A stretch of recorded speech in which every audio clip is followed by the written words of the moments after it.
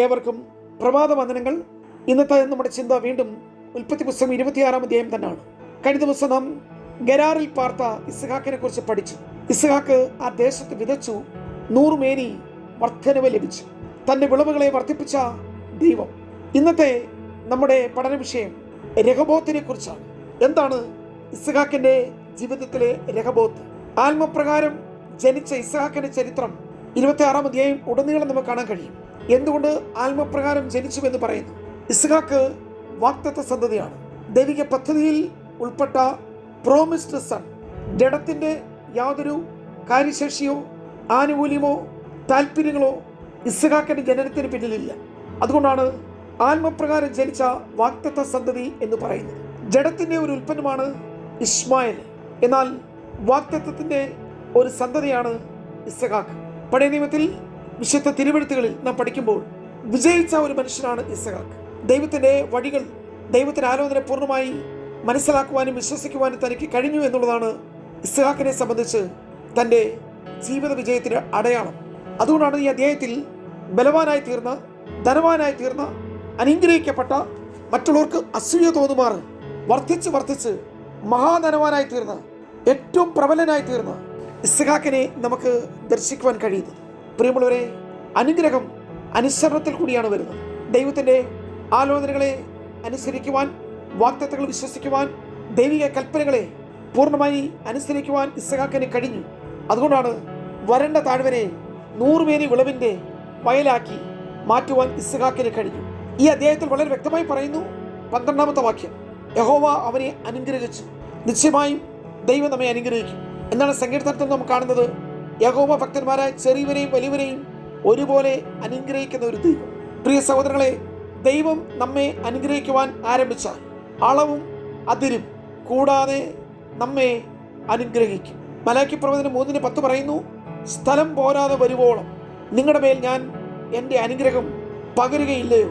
നമ്മുടെ വാഴ്ത്തപ്പെട്ട കർത്താവായ യേശു ഗിരിപ്രഭാഷണം അതിനോടനുബന്ധിച്ച് ഇങ്ങനെ പറയുന്നു, അമർത്തി കുലുക്കി കവിയുന്ന വലിയ അളവ് നമ്മുടെ മടിയിൽ തരുന്നു. അപ്പോസ്തലൻ പൗലോസ് എഴുതിയപ്പോൾ ഇങ്ങനെ പറഞ്ഞു, ചോദിക്കുന്നതിനേക്കാളും നിനയ്ക്കുന്നതിനേക്കാളും അത്യന്തം പരമായി. പ്രിയരെ, ഇപ്രകാരം ഒരു അനുഗ്രഹം നമ്മുടെ ജീവിതത്തിൽ ഉണ്ടാകുവാൻ ദൈവം നമ്മെക്കുറിച്ചും ആഗ്രഹിക്കുന്നു. നിങ്ങളെക്കുറിച്ചുള്ള ദൈവത്തിൻ്റെ പദ്ധതികൾ അത് വലുതാണ്. ദൈവം നിങ്ങളെക്കുറിച്ച് വിചാരിക്കുന്ന ശുഭഭാവി, നല്ല നാളുകൾ അത് ഇനിയും വെളിപ്പെടാനിരിക്കുന്നതേ ഉള്ളൂ. നിങ്ങൾക്ക് ഇവിടെയുള്ള ദൈവത്തിൻ്റെ സമയം വരുന്നു. ഇന്ന് ഈ ദൈവിക വചനങ്ങളോട് നിങ്ങൾ വിശ്വാസത്തോടെ പ്രതികരിച്ചാൽ നിശ്ചയമായും നിങ്ങളുടെ വിശ്വാസം നിങ്ങളെ അനുഗ്രഹത്തിൽ കൊണ്ടെത്തിക്കും. ഈ അധ്യായം നാം വിലയിരുത്തുമ്പോൾ ഫെലിസ്ത്യർക്ക് അസൂയ തോന്നുമാറ് ഇസ്ഹാക്കിന്റെ മേൽ ദൈവം അനുഗ്രഹം ചൊരിഞ്ഞു. നാം കണ്ടു കഴിഞ്ഞു 100 മേനി വിളവ്. ക്ഷാമകാലത്ത് എല്ലാവരും ജീവിതം ക്ഷയിച്ചുകൊണ്ടിരിക്കുകയാണ്. പക്ഷെ അപ്പോഴും ഇസ്ഹാക്കിന്റെ കൂടാരത്തിൽ 100 മേനിയുടെ വിളവ്.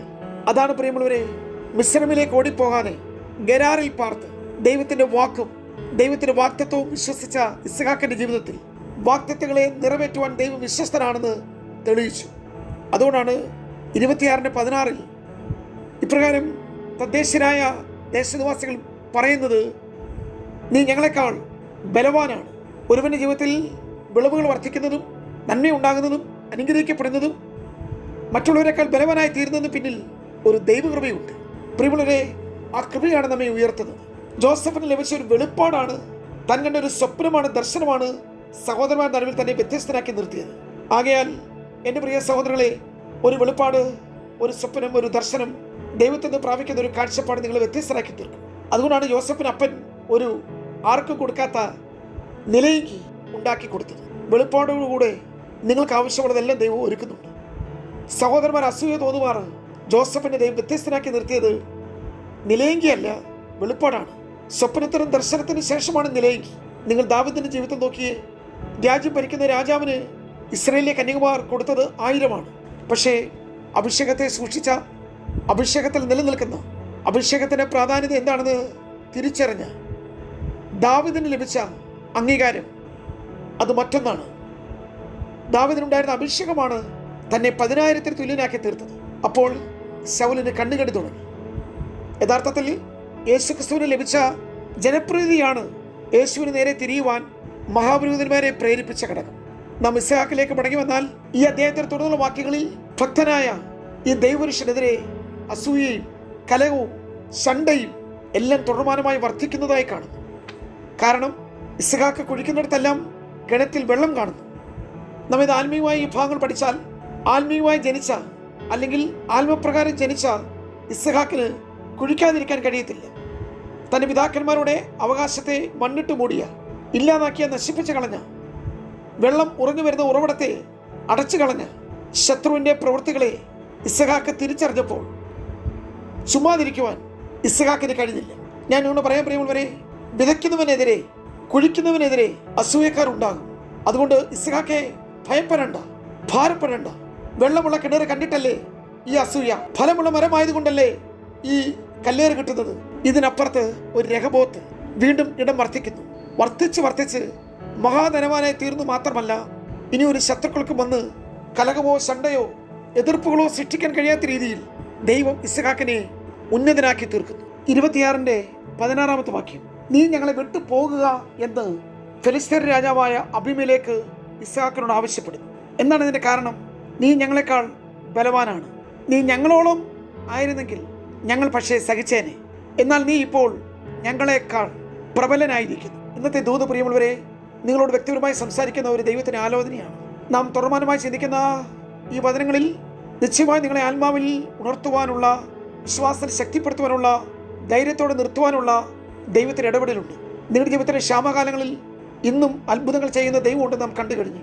എന്നാൽ ഈ ക്ഷാമകാലത്തും ഇത്രയും അനുഗ്രഹിക്കപ്പെട്ട ഇസ്ഹാക്കിനെ വീണ്ടും എതിർക്കുന്ന ദേശക്കാർ, കിണറിനെ ചൊല്ലി, വെള്ളത്തെ ചൊല്ലി, ഭൗതിക സമൃദ്ധികളെ ചൊല്ലി ഇസ്ഹാക്കിനെ നശിപ്പിച്ചു കളയുവാൻ പരിശ്രമിക്കുന്ന ശത്രുക്കൾ.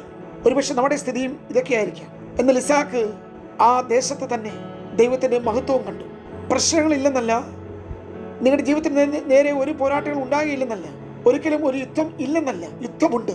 പക്ഷെ യുദ്ധം നിങ്ങളുടേതല്ല, യുദ്ധം ദൈവത്തിൻ്റെതാണ്. ജയം നിങ്ങളുടേതാണ്. ദൈവം നിങ്ങൾക്ക് വേണ്ടി യുദ്ധം ചെയ്യുന്നു. നിങ്ങളോട് പോരാടുന്നവരോട് ദൈവം പോരാടുന്നു. നിങ്ങളെ എതിർക്കുന്നവരോട് ദൈവം എതിർക്കുന്നു. നിങ്ങൾ ദൈവസന്നിധിയിൽ പ്രാർത്ഥനയോടെ, സ്തോത്രത്തോടെ, സൗമ്യതയോടെ നിലനിന്നാൽ നിശ്ചയമായും ദൈവപ്രവർത്തിയുടെ മഹത്വം നിങ്ങൾ കാണും. ഇസ്ഹാക്കിന് ഒരു കാര്യം നന്നായി അറിയാം. അസൂയക്കാരൻ്റെ എണ്ണം എത്ര കൂടിയാലും, ശത്രുക്കളുടെ നിര എത്ര വർദ്ധിച്ചാലും, തനിക്കെതിരെ പ്രശ്നങ്ങൾ സൃഷ്ടിക്കുന്നവരുടെ ബാഹുല്യം കണ്ട് ഇസ്ഹാക്ക് ഒരിക്കലും അവിടെ ഭയപ്പെട്ടില്ല. എന്താണ് അതിൻ്റെ കാരണം? ഈ വരണ്ട താഴ്വരയിൽ വെള്ളമുള്ള കിണർ തന്നവൻ, മറ്റ് വരണ്ട് വീണ്ടും കീറിയ ഈ ഗരാറിൽ 100 മേനി വിളവ് തന്നവൻ എന്നോട് കൂടെ ഉണ്ടെങ്കിൽ നിശ്ചയമായി ദൈവം എന്നെ ഇനിയും അനുഗ്രഹിക്കും. ഈ അതിന് വിട്ടു പോകുവാൻ എനിക്ക് കഴിയുകയില്ല. ദൈവം എനിക്ക് രഹബോത്ത് ഉണ്ടാക്കും. പ്രിയമുള്ളവരെ, ഒരു കിണർ കുഴിക്കുന്നതാണ് ഏറ്റവും വലിയ കഠിനമായ ജോലി, പ്രയാസമുള്ള കാര്യം. മണ്ണിട്ട് മൂടുന്നതിന് ഒരു ബുദ്ധിമുട്ടുമില്ല. ശത്രു എത്ര മണ്ണിട്ട് മൂടിയാലും ഞാൻ ഇങ്ങനെ പറയാം, കിണർ മൂടിക്കളഞ്ഞവൻ ക്ഷീണിച്ചു പോയി, അവൻ ഇട്ടിട്ട് പോയി. പക്ഷെ കുഴിച്ചവൻ ക്ഷീണിച്ചില്ല, അവൻ വീണ്ടും ഉറവകളെ കണ്ടു. ഇതാണ് നിങ്ങളുടെ രഹബോത്ത്. ഇവിടെയാണ് നിങ്ങൾ പ്രവർത്തിക്കുന്നത്. ഈ ഗരാറിൽ നിങ്ങൾ വിത്ത് എറിഞ്ഞാൽ 100 പേര് തിരിച്ചു കിട്ടും. നിങ്ങൾ ഈ സ്ഥലത്ത് കുഴിച്ചാൽ വെള്ളം ചാടി പുറപ്പെടും. ഇല്ല, മൂടിക്കളയാൻ ആർക്കും കഴിയത്തില്ല. നിങ്ങളുടെ അതിരിനെ പരിമിതപ്പെടുത്തുവാൻ ആർക്കും കഴിയത്തില്ല. നമ്മുടെ ദൈവം വിശാലതയുടെ ദൈവമാണ്. നിങ്ങളെ വർദ്ധിപ്പിക്കുന്ന ദൈവമാണ്. കലഹവും ശണ്ടയും പ്രശ്നങ്ങളും എതിർപ്പുകളും ഒക്കെ സൃഷ്ടിക്കുമായിരിക്കും. പൗലോസും വലിയ വാതിൽ തുറന്നിരിക്കുന്നത് താൻ കണ്ടു. പക്ഷേ എതിരാളികൾ ഇല്ലെന്നല്ല പറഞ്ഞത്, എതിരാളികളുണ്ട്. പക്ഷെ അതിനേക്കാൾ വലുതാണ് ദൈവം തുറന്ന വലിയ വാതിലുകൾ. അതെ, നിങ്ങൾക്ക് വേണ്ടി ദൈവം വലിയവ ചെയ്യുന്നു. നിങ്ങളുടെ ലൈഫിലും ഒരു രഹബോത്ത് നിങ്ങളുടെ അതിരുകളെ വിശാലമാക്കുന്നു. നിങ്ങളുടെ അതിരുകൾ അളന്ന് തിട്ടപ്പെടുത്തുവാൻ കഴിയാത്ത പോലെ, അളവുന്നതിൽ എനിക്ക് മനോഹര ദേശത്ത് വീണു എന്ന് പറയുന്ന പോലെ ദൈവം നിങ്ങളുടെ സ്ഥിതികളെ മാറ്റും. നിങ്ങളുടെ ലൈഫിലും ഒരു രഹബോത്ത്. ആ വാഗ്ദത്തം പ്രാപിപ്പാൻ പരിശുദ്ധ നമ്മെ സഹായിക്കട്ടെ. God bless you.